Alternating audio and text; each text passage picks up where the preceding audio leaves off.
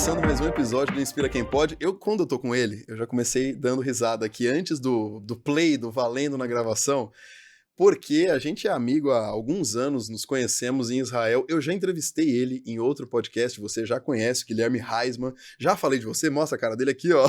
Tá aqui comigo. Tudo bem, gente? Bem-vindo, beleza, pessoal? Gui. Obrigado. Bem-vindo. Pô, Cris, obrigado novamente aí por ter me chamado. É sempre um prazer trocar essa ideia contigo e compartilhar, enfim, cada vez mais histórias.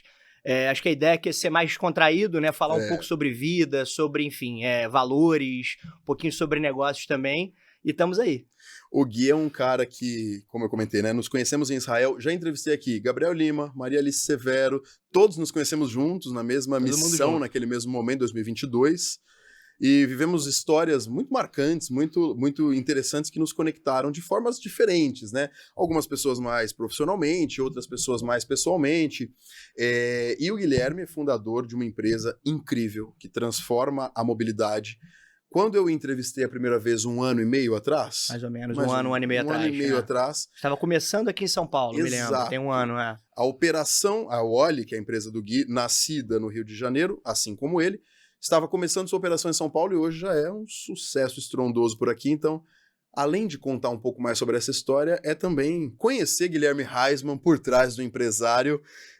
Eu conheço, eu sei que é um cara incrivelmente do bem, carioca, que tá vivendo mais aqui em São Paulo do que no Rio, que eu tô sabendo. Meu amigo. Mas você já tá gostando mais de São Paulo, né? Olha, Cris. Olha que você tá aqui. Se minha namorada escuta isso, cara... Ela é daqui. Ela é daqui. Então você tem que gostar mais daqui. Eu tenho que gostar mais daqui. É isso aí, aqui no ar eu gosto mais daqui. No off... Muito bom. Bom, Gui, Guilherme antes da Wally, né? Boa. O que é que... Quem é o Guilherme? O que você estudou? O que você foi fazer em Israel? Por que a gente ficou bêbado em Jerusalém? Cara, vamos lá. Eu vim de uma família aí de atletas, né? O meu pai é o Bernard, enfim, uma das referências aí da geração de prata do vôlei, medalhista olímpico em 84. É uma das referências aí, sem dúvida, do nosso esporte no Brasil. Criador de uma das jogadas mais incríveis do vôlei. O Jornada nas Estrelas, a bola lá no alto, né? Enfim, marcou uma geração. O meu irmão mais velho é o Phil Heisman, né, que é o primeiro brasileiro campeão mundial de surf, né, então, assim, eu cresci nesse meio, fiz mais, devo ter feito mais de 7, 8 esportes diferentes na minha infância, então, assim, cresci regido ali por esses valores de ética, comprometimento, trabalho em equipe, que o esporte acaba nos trazendo, e eu sou muito grato a isso, né. Consequentemente, meu pai hoje é membro do Comitê Olímpico Internacional, então eu tive o privilégio de, desde 2010... comparecer a todas as Olimpíadas, menos Tóquio por causa do Covid. Tive em Paris ano passado. Sensacional, aliás, né? Sensacional. E sempre nesse ambiente olímpico, né? De estar no meio dos atletas, entender um pouco sobre como é que essa cultura pode transbordar ali pro seu cenário empreendedor, o seu cenário empresário, né? Então é bastante interessante muito por esse sentido. Não, o esporte, né? Ele te traz... Você abriu falando disso, valores. O esporte te traz valores muito únicos que você... com inteligência, transbordou, que é a palavra que você também usou, para outras áreas, e aí como os seus aprendizados nessas tantas modalidades de esporte contribuíram para você se tornar o empreendedor. Com certeza absoluta. Para começar, não vou nem falar de negócios, de empreendedorismo, vou falar só de esporte. Um esporte já agrega o outro, né? Então você faz um judô, já vai agregar no teu surf, que vai agregar no teu basquete. Eu fui atleta de basquete pelo Flamengo, joguei na federação durante quase 4 anos. E na minha família é muito engraçado, que até os 12, 13 anos de idade, o meu pai coloca a gente para fazer absolutamente tudo. Depois você escolheu o que você gosta. Ele fala, olha, com 12, 13 você tem que escolher um, porque não dá para ser mais ou menos em tudo. Então eu escolhi o basquete, acabou que nem no basquete eu fiquei bom. Mas acabei jogando durante 3, 4 anos na federação de carioca de basquete, joguei pelo Flamengo, foi assim um dos melhores anos da minha vida. Com certeza ali aprendendo tanto com diversidade, às vezes convivendo ali com pessoas que não têm tantas oportunidades como você, como eu tive, né? Então, sem dúvida nenhuma, foi uma experiência pra gente entender que, olha, pra gente chegar em algum lugar, pra gente atingir um objetivo, sem dúvida alguma não dá pra você fazer sozinho. E isso também conta para esporte individual, né? O tenista, ele possui uma equipe por trás, o surf, eu falo do meu irmão. Então, com certeza aí, Cris, transbordando ali pro mundo dos negócios, isso acaba trazendo ali valores de ética, como eu falei anteriormente, comprometimento, enfim. Você saber que você precisa ter algo por trás e correr atrás disso para poder atingir esses objetivos e sempre em trabalho em equipe, né? E sendo filho de uma lenda do esporte, uma lenda viva, né? E que tá aí na ativa, tá no comitê e tal. Tendo o sobrenome, sendo filho do Bernard, isso em algum momento da sua vida trouxe um peso, uma autocobrança, algo maior do que só a parte legal de ser filho do Bernard Heisman? Olha, antes de eu jogar basquete, eu jogava vôlei, né, obviamente, então sempre gostei de brincar de jogar vôlei e cheguei a fazer alguns testes no Flamengo com 11 ou 12 anos de idade. Foi traumatizante pra mim, porque comparação é inevitável, né? Eu até, comparando um pouco até pra realidade do vôlei hoje, a gente pega, por exemplo, o exemplo do Bernardinho com o Bruninho.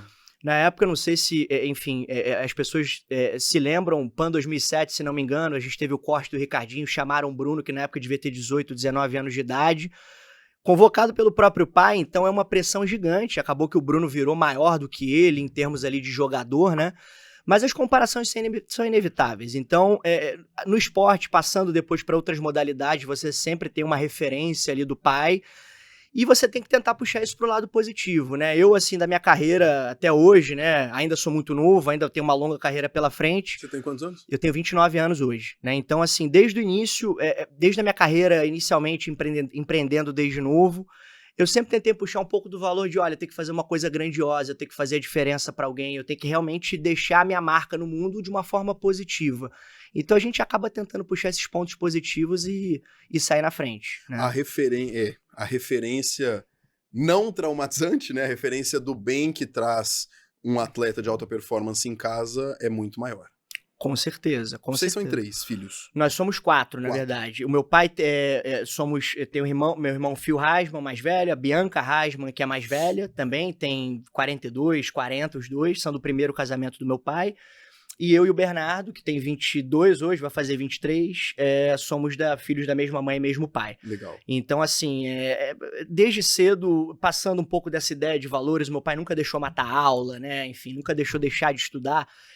O meu pai foi um dos responsáveis por eu ter saído do basquete no Flamengo com 15, 16 anos, porque eu era péssimo aluno, e ele falou, olha, então você vai estudar, cara, desculpa, tchau, vai embora, você vai ter que estudar, que é mais foco do que o esporte. Não é esporte a todo custo, né? Não é esporte a todo custo. O esporte é um complemento para tua educação ali, para tua formação ali como indivíduo, sem dúvida alguma, mas ele não é o principal, né, no ponto. E né? hoje você surfa hoje? Hoje eu surfo, é o meu hobby favorito aí, sem dúvida alguma, minha meditação aí semanal. Eu tenho o privilégio de morar no Rio e tenho um escritório que é perto da minha casa, que moro na Barra, muito perto da praia, então muitas vezes eu acabo, na hora do almoço, conseguindo ir pra praia, meu horário ali que o pessoal vai pra academia, joga um tênis, eu tô na água, enfim. Então sem dúvida alguma, muito gratificante, pega um pôr do sol, sem dúvida alguma, aquilo que a gente tava falando até antes, né, Cris, a diferença de Rio e de São Paulo. Isso pra mim é um dos pontos ali principais, temos de qualidade de vida. Nessa hora a gente perde e perde muito, não tem como comparar, né? Imagina, cara, eu consigo jogar meu tênis uma vez por semana no prédio em que eu moro, no mesmo condomínio, ou seja, rodeado de concreto. Privilégio, mas é um privilégio. Não, mas mas ok, imagina se eu tivesse uma natureza abundante como vocês têm no Rio de Janeiro, eu acho que esse é um dos pontos que o carioca, eu acho que dá valor, mas não sei nem se todo mundo para pra pensar no tamanho da abundância de natureza que vocês têm em volta, né? No quintal. É diferenciado, é um lugar pra mim, eu sou completamente apaixonado pelo Rio, é um lugar diferenciado, energia, vibe. Mas é o que a gente estava falando também antes, os negócios estão aqui, né? Então, assim, o legal é você ter esse balanço, né? Essa ponte. E hoje você se divide. São Paulo, São Paulo um pouco, Rio um pouco. Como é que você administra essa ponte aérea? Boa. Eu tô 15 dias do mês aqui, 15 lá, arredondando, né? Então tem mês que eu tô mais aqui, tem mês que eu tô mais lá. É difícil, né? Por alguns pontos, você fica longe da família, fica longe do cachorro. Então, de uma forma... faz parte ali do teu amadurecimento, do teu crescimento, principalmente ali como negócio em si, a gente tenta absorver o que está de melhor nos dois mundos, né? Então, no Rio, toda essa essência, essa questão de natureza, essa questão talvez um pouco mais da espiritualidade também. O negócio ele está muito mais consolidado no Rio de Janeiro, ao óleo, vou falar um pouco mais sobre isso daqui a pouco. Mas, assim, os negócios estão aqui, o crescimento está aqui em São Paulo, né? A gente estava até falando antes que metade aqui dos meus amigos da minha rede de relacionamentos nasceu no Rio e veio morar em São Paulo.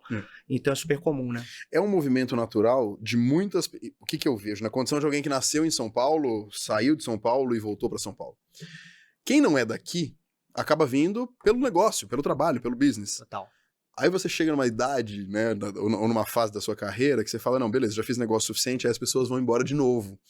Porque é louco, né? É muito bom e ao mesmo tempo predatório. Então, o ter essa fuga da natureza é o que a gente faz. Final de semana, cara, eu quero encontrar mato, eu quero praia. Com certeza. Eu quero montanha, eu quero fazer qualquer coisa para fugir de prédio, que é o que a gente mais tem por aqui. E quando você consegue encontrar esse equilíbrio, eu acho que por mais carioca e apaixonado pelo Rio que seja, você não está 100% longe, então te dói menos. Com certeza. E mal ou bem são 6 horinhas de carro, né, cara? É, então, pertinho. assim, a gente não precisa sempre pegar um avião. O ônibus, a gente brinca que é um teletransporte, você pega o ônibus meia-noite, chega no Rio 7 horas da manhã e você nem vê o tempo passar. Então, vai assim, dormindo. Poderia ser muito pior, né? Poderia. Ainda bem que é bem pertinho e dá pra fazer isso até com uma certa frequência e regularidade. Né? E nessa linha dos deslocamentos, a gente também já vai pra longe, porque nos conhecemos. A gente falou disso muito superficialmente no primeiro podcast, Sim, né? sim. Nós nos conhecemos em Israel, que é um berço, um celeiro de inovação. Sem dúvida. E você na condição, a gente falou o nome da Wally várias vezes, daqui a pouco nós vamos entrar no detalhe, mas você na condição de um fundador de uma empresa inovadora, de uma empresa disruptiva, vai até a Startup Nation, ou seja, o país das startups, em busca de quê? Boa, vamos lá. Acho que são em busca de 2 pontos aí. O primeiro é, sem dúvida alguma, conhecimento em tecnologia. Então, como você mesmo falou, hoje é o país que tem mais startups per capita no mundo. Né? Então, é considerado a Startup Nation. Os grandes centros de P&D, de desenvolvimento, enfim, das grandes empresas no mundo, Microsoft, Google e etc., estão lá. Né? Então, a gente visitou empresas de... Israel não tem, enfim, não tem mato, não tem plantação, não tem natureza, e eles dominam a agricultura no mundo. É um absurdo. Assim, então, assim, primeiro foi uma questão de buscar conhecimento nesse sentido, no sentido mais prático, né, no sentido mais do negócio, buscar valores ali, buscar conhecimentos que agreguem no nosso negócio, para nossa vida. Mas um segundo ponto é a questão da cultura, né, a questão de onde, enfim, as religiões nasceram. Eu não sou judeu, mas o meu avô era judeu, polonês, fugiu do campo de concentração e, assim, para mim, eu sempre quis entender um pouco mais da religião judaica.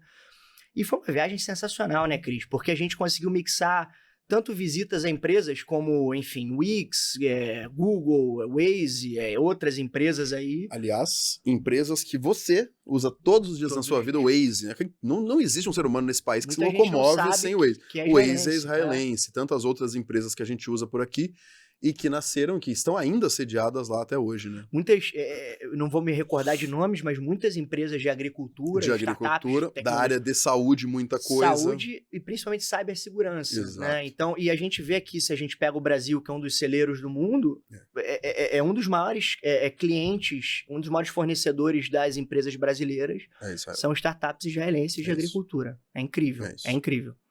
Então, beleza. Visitar lá as empresas com conhecimento, você ia falar o segundo item. Cultura, né? Cultura. Então, a gente teve a oportunidade de ir a Jerusalém, passamos 3 ou 4 dias ali em Jerusalém. Foi. A gente antes passou uma noite no deserto... Massada? A gente foi a Massada. Massada é a montanha. A gente passou uma noite no deserto entre Tel Aviv e Jerusalém, né? Isso, onde a gente...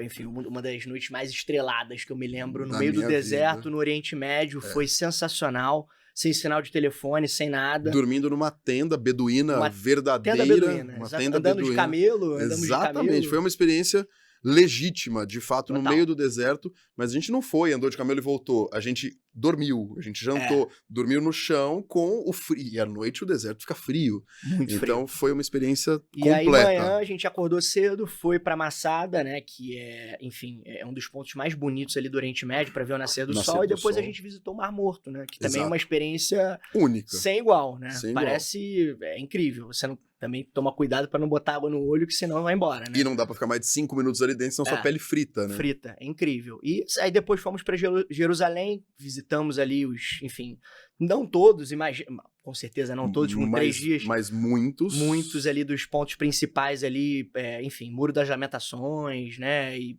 sem dúvida alguma foi uma viagem muito rica em termos culturais também, né? Então foi muito bom, com certeza. Quando você foi pra lá e nós estávamos ali, era agosto de 22, né? Agosto de 22. Já existia o Wally. Já existia o Wally. Quanto tempo o Wally já tinha? A gente tinha 1 ano e meio de vida, né? E foi muito importante aquela viagem. porque a Wally teve uma drástica mudança de modelo de negócio em 2023 para 2024, um pouco depois dessa viagem, né?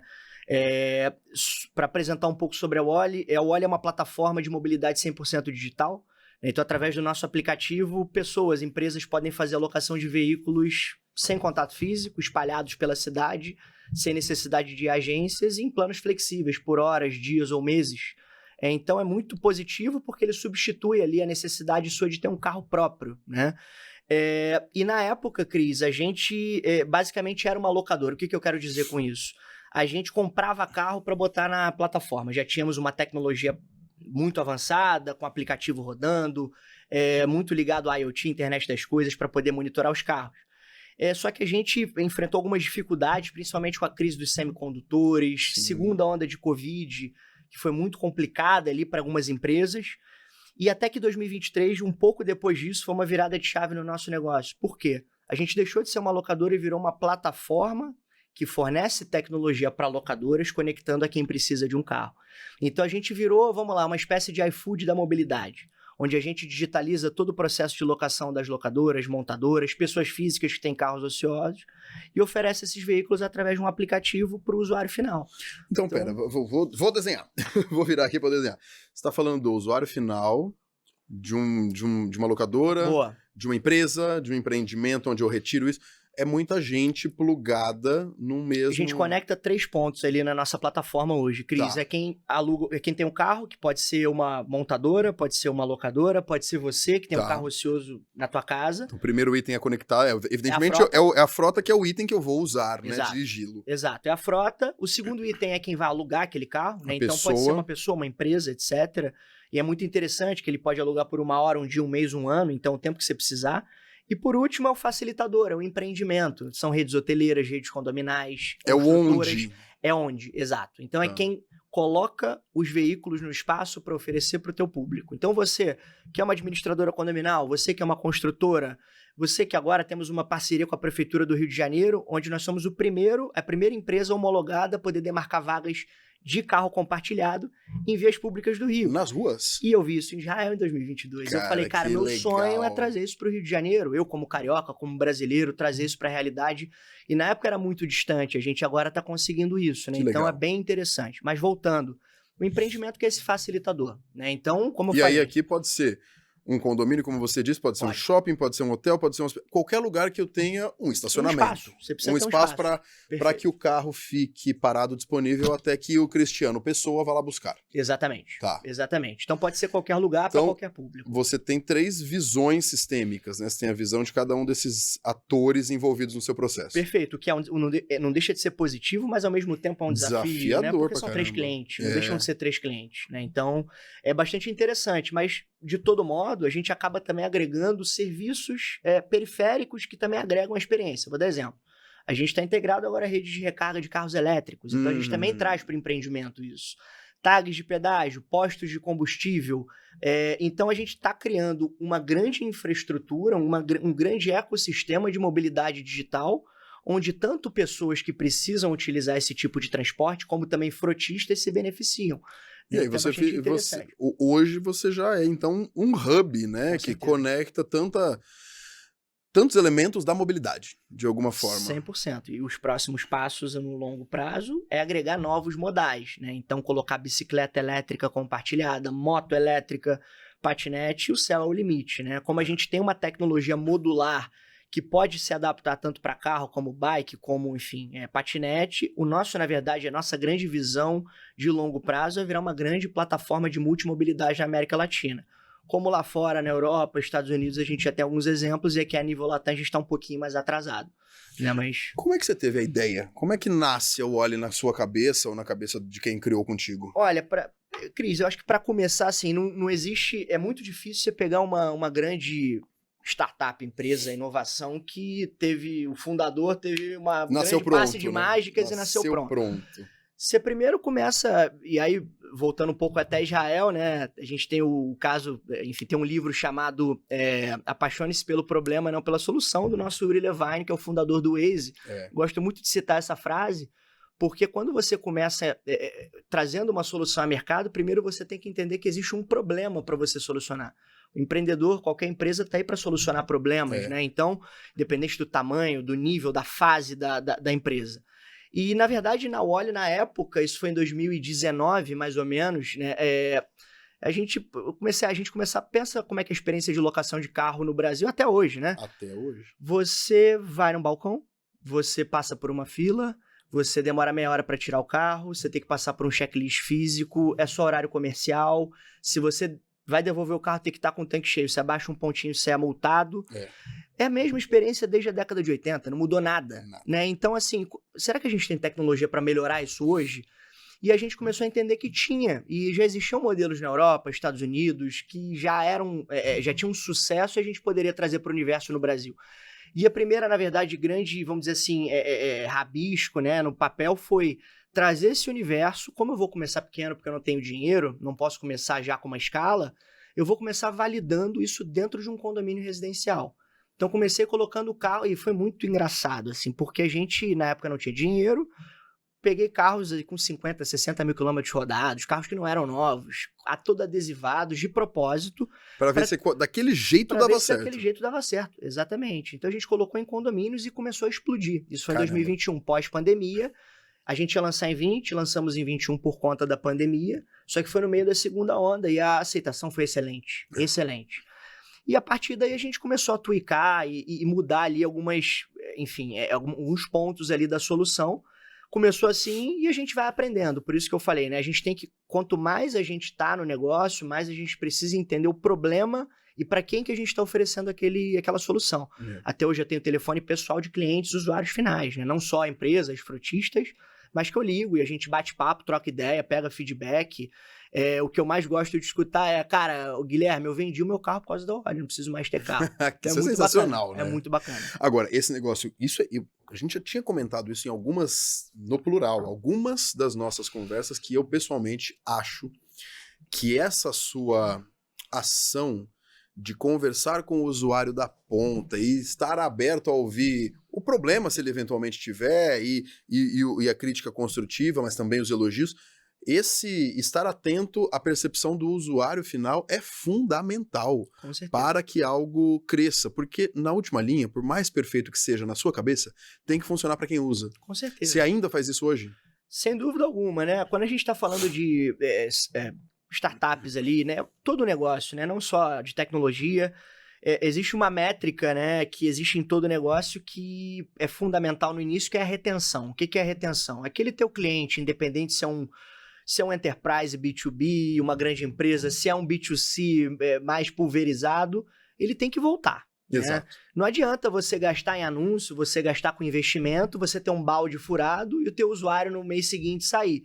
Então, assim, você ter essa interação, ter esse tipo de conversa, e eu tô falando ali tanto de feedback mais analítico, né, como também o soft feedback, né, que é mais na conversa, que não tem muito como você metrificar, são fundamentais para você entender justamente como que você pode melhorar o teu produto, se ele realmente está retido. Existe uma pergunta ali que muitas empresas fazem, que se você como usuário, né, você como cliente, se a gente deixasse de existir como empresa, como que você se sentiria? E aí, se a pessoa falasse, olha, não mudaria nada. Olha, poxa, eu ficaria um pouco chateado, eu ficaria muito chateado. Se mais de 40%, 50% responderem que vão ficar muito chateados, quer dizer que você tem uma retenção ali, você tem alguma coisa. Então, sem dúvida alguma, muito importante você ter sempre essa interação para você conseguir cada vez mais melhorar o produto, né? E como nasce a sua... Eu não vou nem dizer fascínio ou amor, mas como é que nasce a sua relação com a mobilidade, né? Porque a sua empresa tem na raiz a mobilidade das pessoas, né? O deslocamento das pessoas. Como é que isso acontece? Olha, foi na verdade, é muito por acaso, né?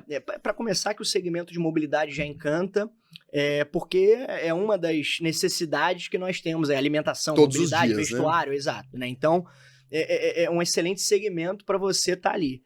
E no Brasil, se a gente pensa num contexto Brasil hoje, o transporte talvez seja um dos maiores problemas que a gente enfrenta. Tudo bem, o Brasil tem muitos problemas. Sim, mas esse é um dos grandes, também, mas né? Esse é um dos grandes problemas, principalmente nos centros urbanos.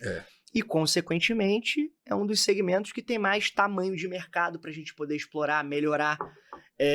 Eu vou dar um exemplo aqui, mesmo sem ser um conhecedor da área, vou dar um exemplo das fintechs aqui, né? O Brasil hoje, ele tem talvez um dos meio ambientes ali com as melhores fintechs que estão surgindo aí, tanto no passado como no presente, como estão surgindo para o futuro, por causa do nosso ambiente regulatório. Então, o Brasil também possui muitas startups hoje em mobilidade solucionando esse tipo de problema.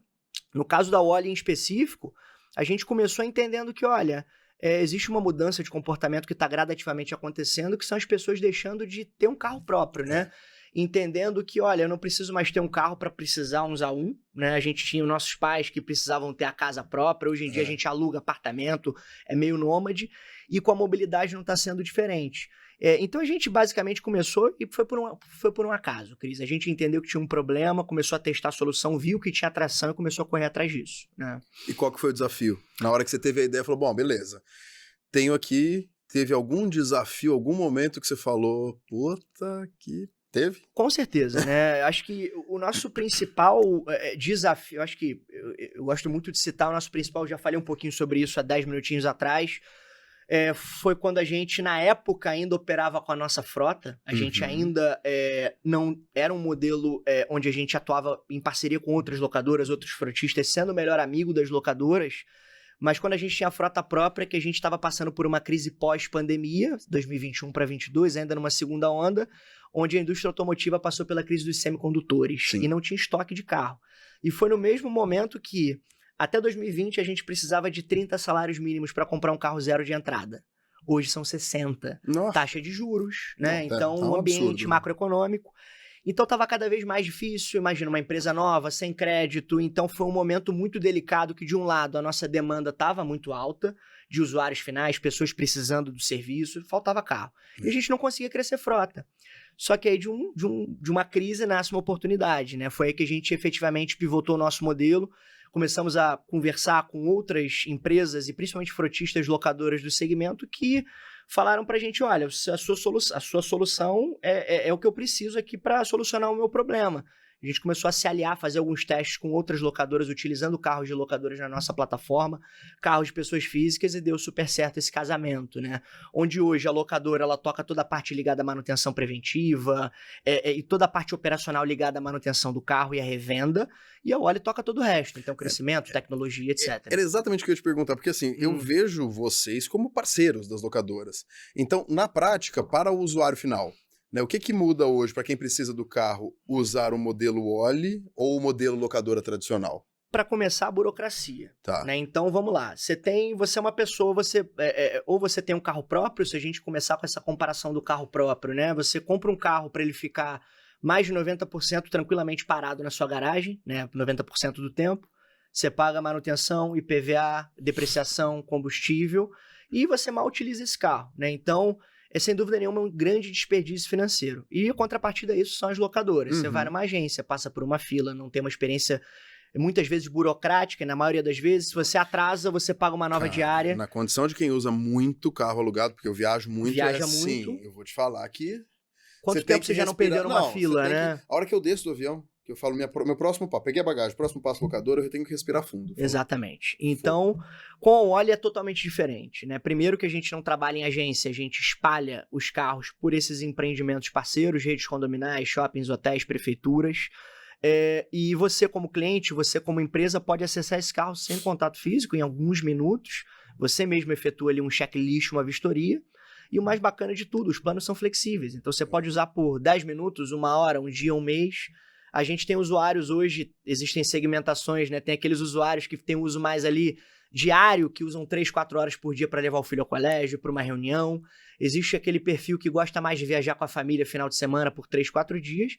E também os planos mensais, né? Onde a gente também leva uma vantagem diante das assinaturas convencionais. Assinatura convencional, você sabe que você já assinou carro, né, Cris? Aliás, você lembra que... Não sei se você lembra, eu te contei. A gente trocou essa ideia Quando eu assinei, eu tava bem nessa época aí dos semicondutores, eu levei 8 meses para receber o carro.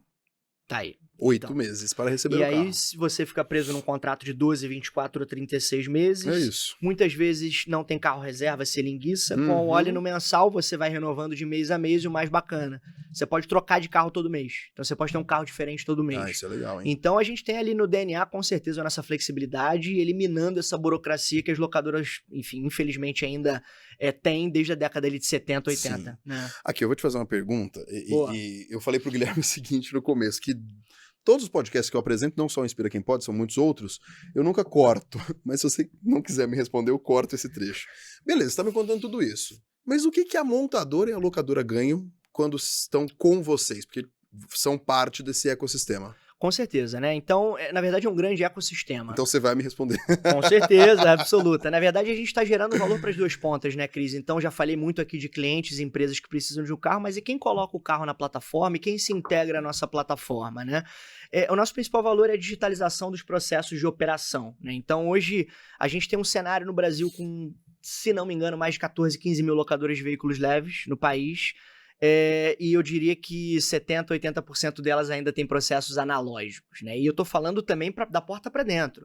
Planilha de Excel, às vezes até caderninho. Você pega locadoras do interior do país. O que a gente traz para essas locadoras é uma digitalização desse processo operacional. Então, o que ela consegue com isso? Reduzir custo. A gente automatiza grande parte desse processo. E também o melhor, a gente consequentemente melhora drasticamente a experiência do usuário final dela. Que antes tinha que ir até a agência, tinha que passar por tudo isso. Agora não. Agora todo o atendimento é feito pela Wally, processamento de pagamento, análises, toda a parte ligada à antifraude ali do usuário. Então a gente, na verdade, vai com um grande arcabouço de soluções para que essa locadora possa prosperar, reduzindo o custo e melhorando a experiência do cliente. Ganha-ganha, né? Ganha-ganha, então, com certeza. Que bom que você me responde. Funciona para todo mundo. E o interessante também, né? A pessoa que tem um carro ocioso em casa, não usa nunca, também pode se integrar à plataforma, como, por exemplo, um Airbnb, né? Você coloca o teu apartamento no Airbnb, a pessoa pode... A montadora, ela pode utilizar o óleo, como a gente está muito pulverizado em pontos super estratégicos, tanto do Rio como São Paulo, agora expandindo, como uma plataforma de test drive estendido, oferecendo novos modelos a públicos que ela não consegue, talvez, atender com tanta agilidade. Sim. Né? Então, colocando, por exemplo, um carro dentro de um grande hotel no Rio de Janeiro, que tem uma grande circulação, como nós temos alguns, um grande condomínio residencial de São Paulo, é uma grande vantagem também para ela em termos ali de divulgação do modelo novo. Não, eu fico pensando justamente isso. Na linha de quem viaja muito, eu também me hospedo em muitos lugares. Seja Airbnb, em condomínios, em prédios, sejam hotéis. Se eu souber, se esse hotel me conta que, além de tudo, eu tenho o seguinte serviço aqui disponível para você, eu falo, cara, então eu não preciso me preocupar com nada, porque eu não vou ter um carro o tempo inteiro. Perfeito. Eu vou sair para uma agenda de reuniões, eu pego aqui à tarde e já devolvi. Perfeito. Funciona dessa forma? Exatamente. Você elimina a tua necessidade de alugar um carro no aeroporto. Vamos lá, você vai ficar 4 dias no local. Você aluga o carro para ficar os 4 dias. Só que tem 2 dias que você não vai precisar do carro. Não vou fazer nada, Você tá pagando à toa. É exatamente. Tô no Rio, só vou ficar na praia. Só vai ficar na frente da praia ali. Exatamente. Né? Então, ele serve para esses dois públicos, né? É uma comparação que eu gosto muito de fazer nesse ecossistema dos empreendimentos, né? É mais ou menos o que o mercado autônomo oferece para um condomínio, para um hotel. Você não precisa mais sair, né? Você como morador, você não precisa ir até o mercado, você desce ali no térreo, enfim, faz a tua compra alguma coisinha. Com a gente é a mesma coisa, só que falando de mobilidade dentro desses empreendimentos. Né? Cara, eu achei genial, assim, especialmente, de fato, como alguém que usa e precisa e...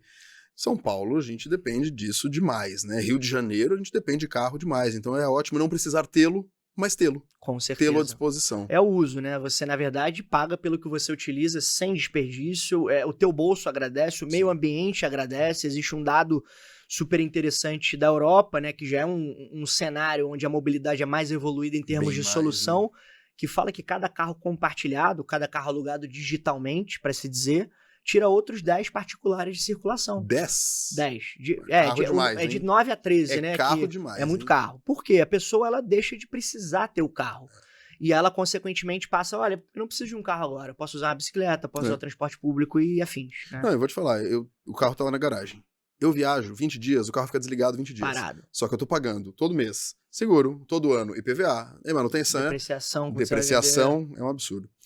Gui, cara, assim, a gente é amigo, né? Independentemente das câmeras, dos podcasts, a gente é amigo e eu te acho um cara muito inspirador. Mas eu também quero ouvir de você o seguinte, Guilherme Reisman, quem te inspira? Vamos lá. Tem algumas inspirações. Vou falar do meu pai, eu acho, né? Por toda a história, enfim, toda a carreira dentro do esporte. Eu sou um apaixonado por esporte, obviamente, né? Então, moldou minha vida, sem dúvida alguma. É um cara que desde cedo foi referência no que ele fez. Hoje continua ali num cenário muito forte dentro do Comitê Olímpico Internacional, fazendo um excelente trabalho. Então, acho que vota pro meu pai aí. Seu Bernard Heisman. Aliás, convidadíssimo para estar aqui. Será uma alegria recebê-lo. Sendo um grande fã de esporte, também acho o cara incrível. Ele vem. Ele vem. Mas tá no Rio também, né? Tá no Rio. Tá no Rio. Bom, inspiração excelente, tenho certeza. Aliás, esportistas deste meu Brasil e do mundo que conhecem o Bernard também se inspiram. Mas do outro lado, o que te irrita? Cara, eu gosto muito... Vamos lá, eu vou puxar um pouco para um contexto mais de sociedade e acreditar que aquela síndrome do vira-lata do brasileiro de acreditar que a gente é pior em tudo, né? Então, esse negativismo, justamente dizendo ali, as pessoas às vezes costumam falar que o Brasil não vai conseguir, alguns pontos muito ligados ali à política, economia, soluções, né, empresas, cultura em si. E eu penso justamente o contrário, acho que a gente é muito capaz, principalmente falando de empreendedorismo, de novas soluções, a gente falou um pouquinho aqui de outros exemplos de segmentos de fintech, healthtech, etc.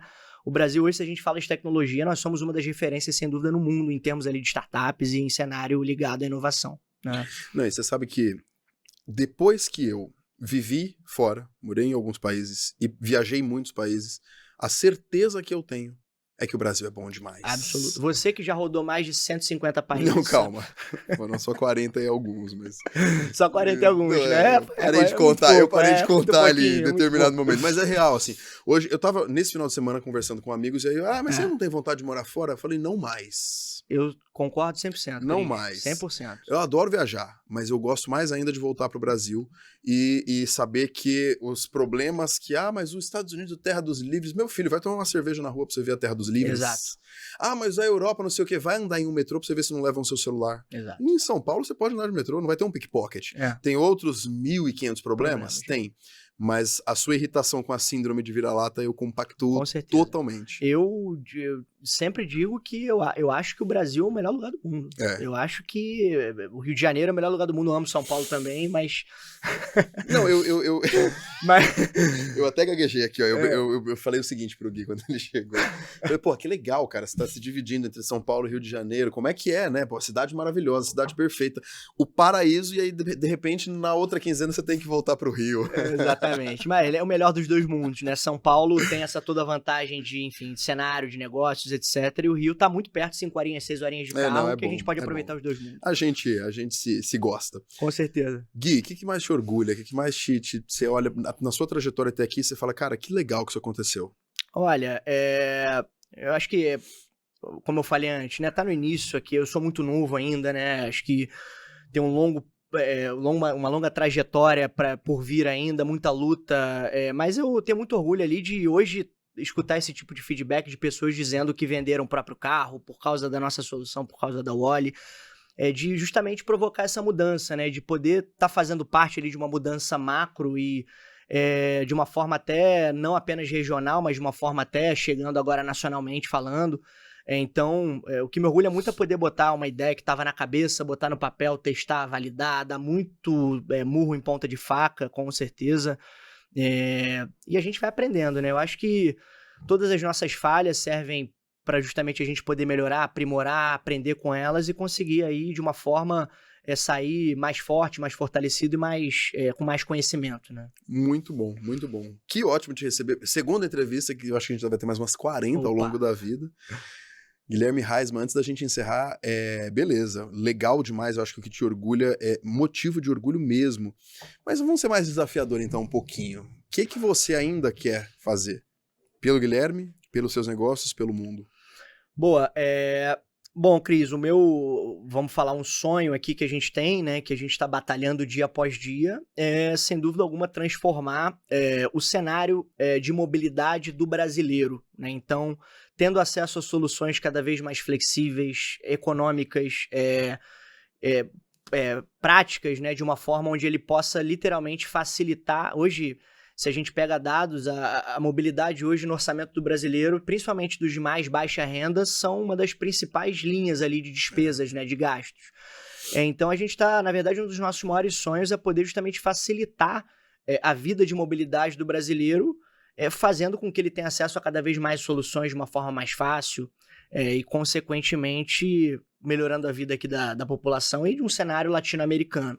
A gente acredita muito que o que a gente está construindo hoje está sendo um divisor de chaves, né? A gente está numa fase agora de expansão nacional para outros estados, se consolidando em cidades que a gente acabou de chegar, como São Paulo mesmo, né? Então, essas validações que a gente acaba pegando, tanto do lado de pessoas que utilizam, como de clientes em termos ali de frotas, empreendimentos, validação que a gente teve agora da Prefeitura do Rio de Janeiro, mais nova parceira, né? Com essa parceria que agora nos permite demarcar vagas em vias públicas, isso está sendo ali um carimbo, uma chancela pra gente seguir. Tem trabalho pra caramba pela frente, com certeza, né? Cara, Muito com bom, certeza.